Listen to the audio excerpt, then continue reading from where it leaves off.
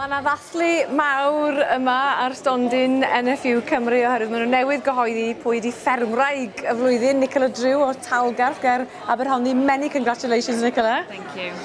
Let's have a word with the judges, then I'll come back to you later. Aled Jones a Sioned Mair. Sioned, ydych chi'n gweithio yn swyddfa'r NFU yn Llanrwst, chith Aled yn... Ia, gan Islywyd yn dydych chi. Chwilio am beth oeddech chi yn y gystadleuaeth yma sy'n mynd bellach ers dros 20 mlynedd?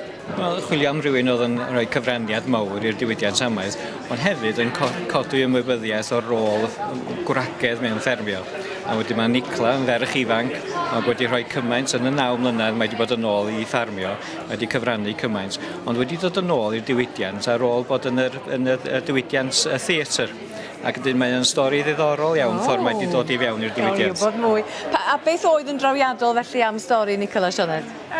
Mae'n gweithio'n galad iawn, a deud i wir onest, a da chi'n gallu gweld bod hi'n cymryd rhan bob dydd ar y ffarm. Pan da ni yna ar y diwrnod oedden ni yn beirniadu, oedd hi ar ei ffordd allan i gael wneud y gwair, a wedyn oedd hi dal eisiau bod yn rhywle arall yn 6:00 mae'n brodi hama, a wedyn oedd hi'n cael fitting am 6:00 a hyn ar ddi Gwener i gyd.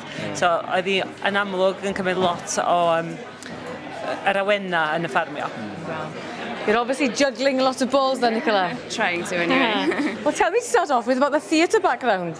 Well, I have a degree in performing arts, and when I graduated, I was working for theatre companies, just doing a lot of theatre and education, and yeah, so it's a big change to farming. So what was the attraction then? Is this a family farm? Yeah, it's a family farm, and I've always loved farming, but it sort of came to the point on the farm where Dad was wanting to do less, and I have 2 brothers, so we sat round and had a chat about what was going to happen, and I thought, yeah, I'll have a go.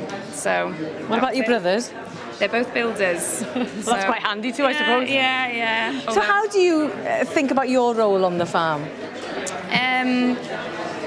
I don't know, it's just a job I love doing, and I don't know, there's so many roles. It's a job to describe it, really. Well, give us an idea of what you do. What kind of farm is it? It's a sheep and beef farm, and then I milk on a dairy farm a couple of miles down the road. So, yeah, a variety of jobs. No day is the same. And you're getting married soon, next year? Next June, yes. Yeah. Is he a farmer? He is, yeah, with his own farm, so, yeah. Oh. What happens next then? There's a new drama in your life. Yeah, we'll see. So, what does this award mean to you, Nicola? Well, I'm very overwhelmed and grateful to both of the judges and the NFU. I'm incredibly lucky that my dad gave me the opportunity to farm, and I farm in partnership with him.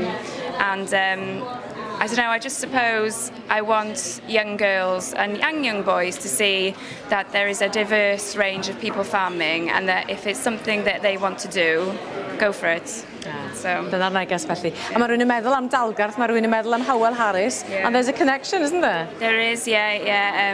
There's the house that my brother has taken on. They're turning into a B&B, and the college up in the village. So yeah, the Hywel Harris connection. And that's where Hywel Harris lived? He was, yeah. So. Wel, gwych am stori ardderchog ynde. Diolch o galon i'r ddau o'ch chi'n sgwrs, a many congratulations, Nicola. Diolch yn mawr iawn. Thank you. Da iawn ti.